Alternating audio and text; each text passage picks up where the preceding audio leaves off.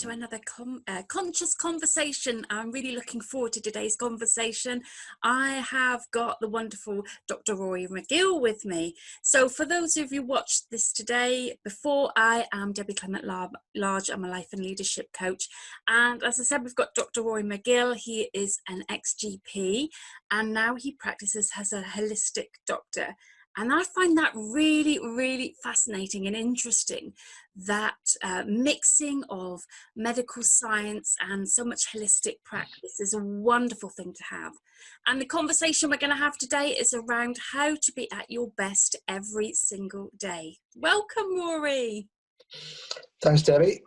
A real pleasure to talk on this subject because I'm really passionate about living my best every single day. And the first thing I want to say as an introduction is I don't want any excuses from anybody as to why they can't do it, because they haven't got this or they haven't got that, or they live in this particular place or whatever.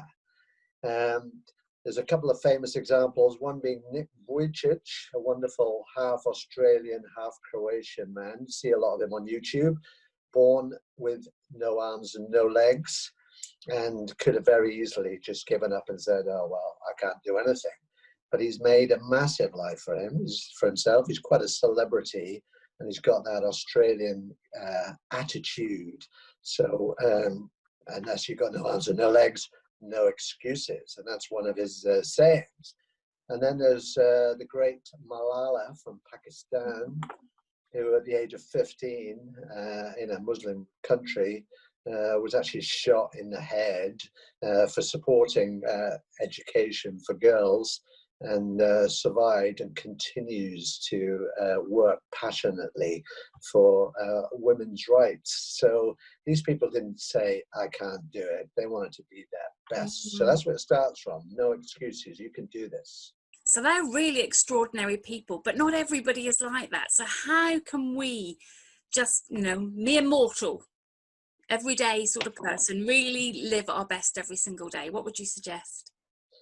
Well, we're just going to have an oversight today, an overview of the essentials. Can't go into it in depth, but there are 4 areas, I think. And the areas are your physiology, that's your body, your thoughts, your mind, your spirit and your feelings, and your environment. So I'm going to start off with your body, which you might think I would as a doctor. Your body is about your physiology. What are the essential things you need in your body to be at your best every day? Well, you need to breathe properly. Many people are not.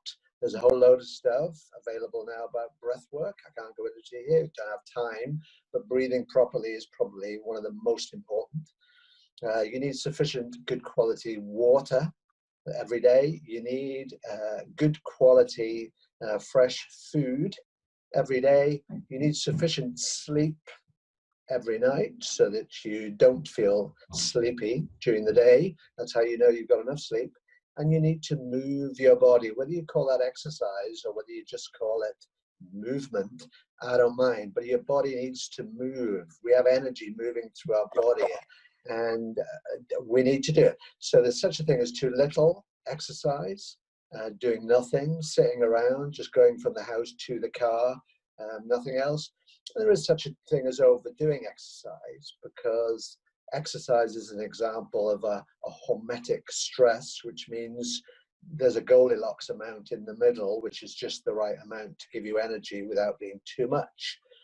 And there are other minor things like you can get into, like fasting and cold showers, cold swimming and supplements, but you need to get the basics right before you even bother to do those ones to be at your best. And I love that balance of energy, because I know you and I both have done Tai Chi in the past, and that feels great, sort of like for energy.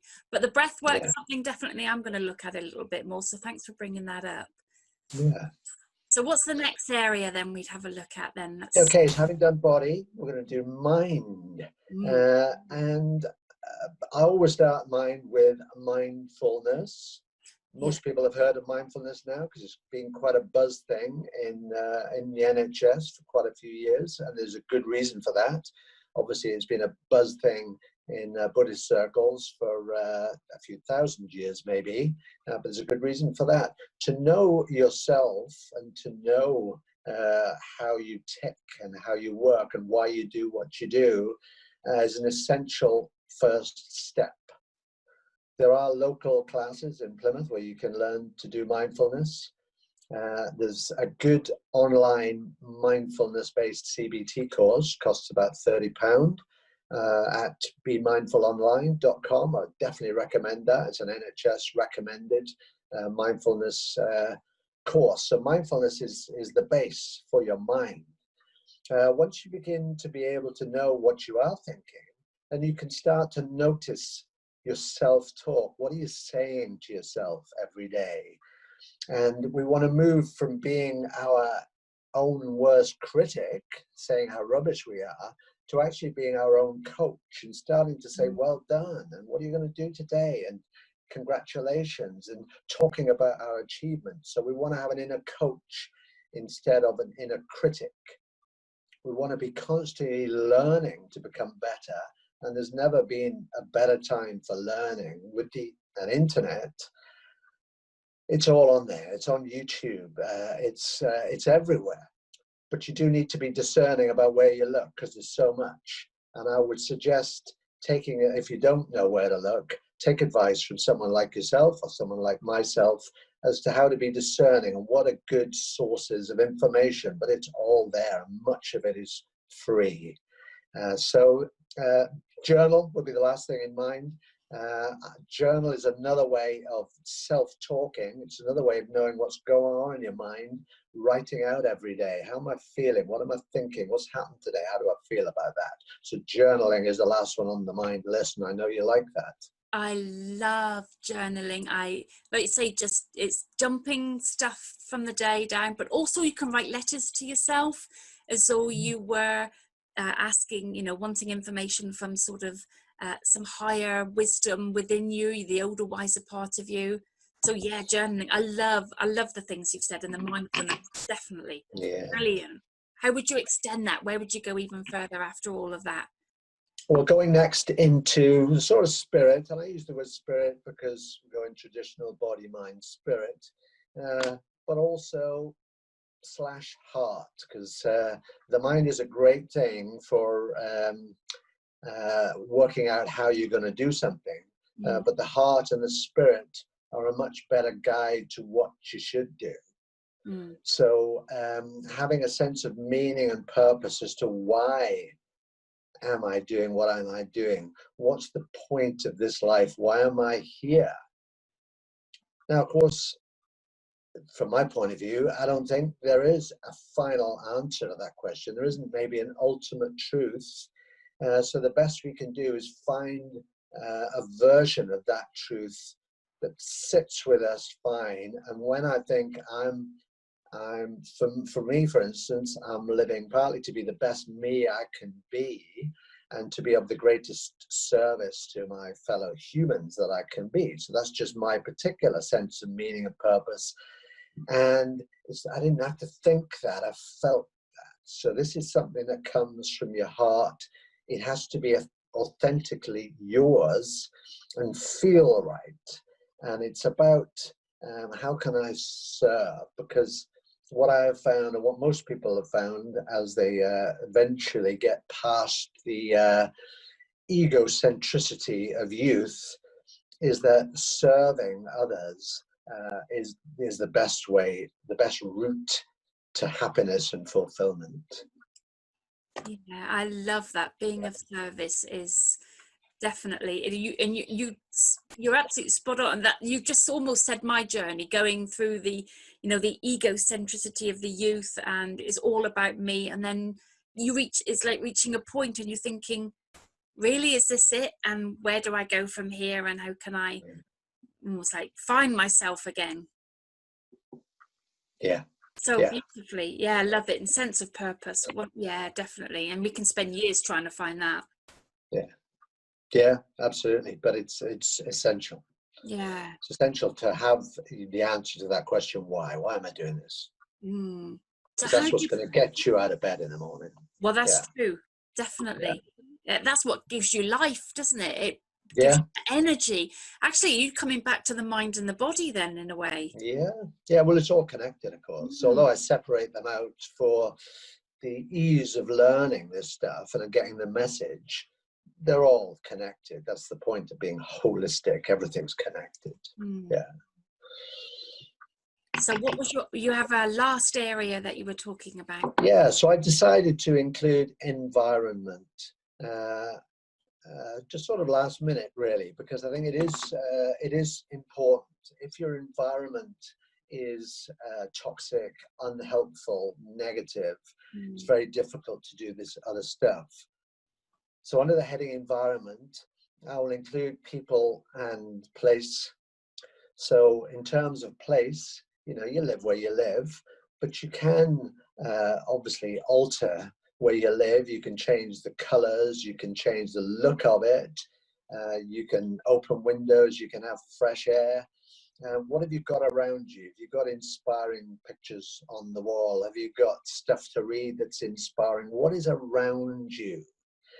So the place is important. And where do you go? Do you go out into nature every day? Lots of research to show that being out amongst the grass and the trees and the plants, that's environment every day if you possibly can. Getting the sun on you, getting the daylight on you, that side of environment, absolutely essential. Again, that connects with physiology, but this is environment.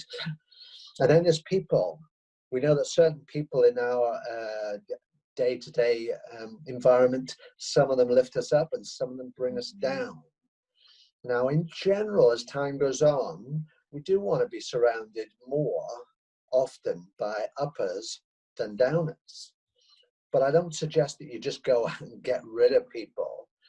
But I think as part of this process, the way it's worked for me, and probably for you, I'm guessing, is that as you develop and as you become more like your best every day and discover what your meaning and purpose is, you'll find that the downer people do tend to just disappear from your life. That's been my experience.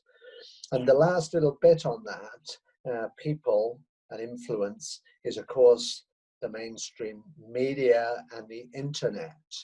There's a lot of poison on there. There's a lot of false news on there. There's a lot of negative agendas on there. I personally try and steer completely clear of mainstream media, and I think I would encourage most people to do that. So those are your influences. And if you can make your environment the best possible, then you give yourself a head start. And I love what you said. I can absolutely speak from that place of feeling the same that you did, that when you start working on yourself and changing, the people that are almost no longer resonate with you, they sort of dissipate. And it's almost like the people you bring are a mirror reflection more of you. And media too. Yeah, I'm completely with you on that. I don't watch the news, I don't read the newspapers, and I tend to find out everything I need to know. You just hear the important things and don't get caught up in the gossip and the, like you say, there's a lot of fake news and things. So that is wonderful advice. Thank you so much for that. Yeah, definitely listen to what Rory said. Have a think about your body, your mind, your spirit, and your environment. It's like the best thing you can do for yourself ever. So thank you so much for sharing your 4 top tips on how to be at your best every single day. And I look forward to another conversation in the future, I hope. Brilliant. Thanks, Debbie. I really enjoyed it, and we will definitely do this again. Yes, and thank you very much for watching. I hope you have got something out of it too. So really look after yourself, look after your body, look after your mind, look after your spirit, and create that wonderful environment around you. And I look forward to you joining us for another conscious conversation in the future. Take care and have a good day.